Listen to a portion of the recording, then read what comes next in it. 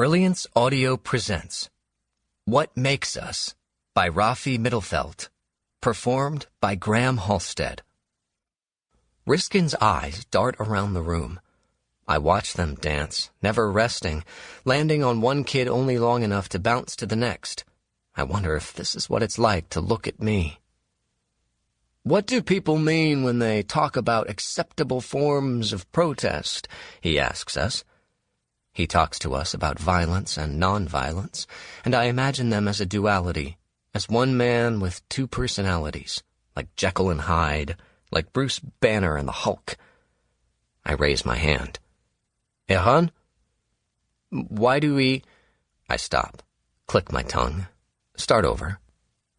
Why should people who are fighting for something let other people tell them how to fight for it? It comes out in a rush, fast but controlled, just the way I like it. In what way? Well, like, I try to find the words. Like if I'm holding a protest. A girl who knows about tomorrow giggles a bit, but I ignore her, already deep in. Okay, so I'm at a protest, right? And then people on the other side of the issue tell me, my protest is too angry or whatever, too insightful. Is that a word? I look away, distracted suddenly. Insightful. Inciting? They say my protest incites violence. Why should I listen to them? They're not against the way I'm protesting, really. They're against the protest to begin with, so they want to undermine it, so they attack the way it's being done instead of the actual message. I mean, even when students protest actual violence, the people against them always say they're protesting the wrong way. What's the right way, though? There's not. It's a distraction. They're trying to win on a technicality or something so that they don't have to have a real debate about the actual issue to begin with. So, I let out a quick breath. Shouldn't I just protest the way I think is right? My knee is bouncing. I wonder when it started. What if they are being genuine? Riskin asks. What if they truly want to avoid violence and really do believe your protest will cause it? I think for a second. Only a second. Sure, but isn't violence okay sometimes? I mean, aren't we cool with it when it's for a good reason? Like when peaceful protests don't work? Each sentence leads me to another, one thought playing off the next, the words coming more rapidly. Isn't that basically how the revolution happened? There have been events upon which history looks favorably, yes, Riskin says slowly. But who makes that determination in the moment? Is, say, violence by Palestinians toward Israelis justified if they feel they have no other option? This has happened before, lots of times, because I'm Israeli.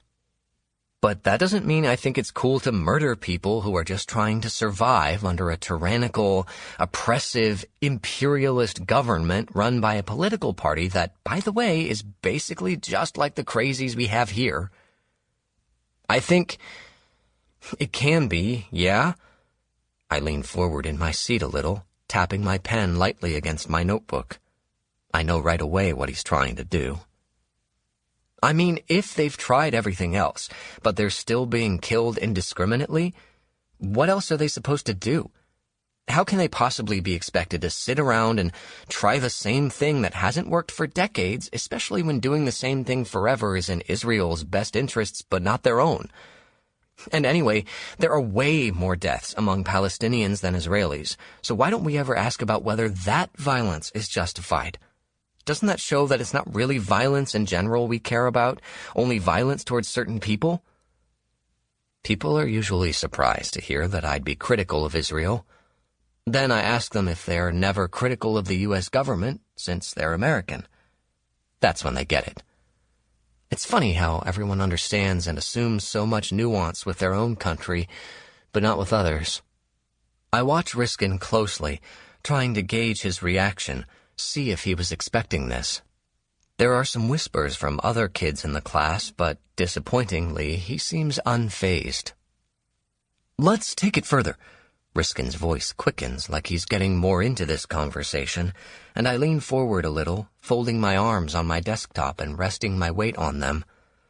Maybe his discussion style is invigorating. Maybe it's a little intimidating. Maybe I don't care either way.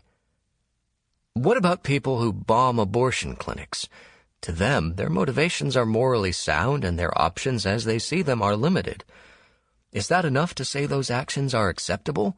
Or do you consider these people terrorists? I blink a couple times.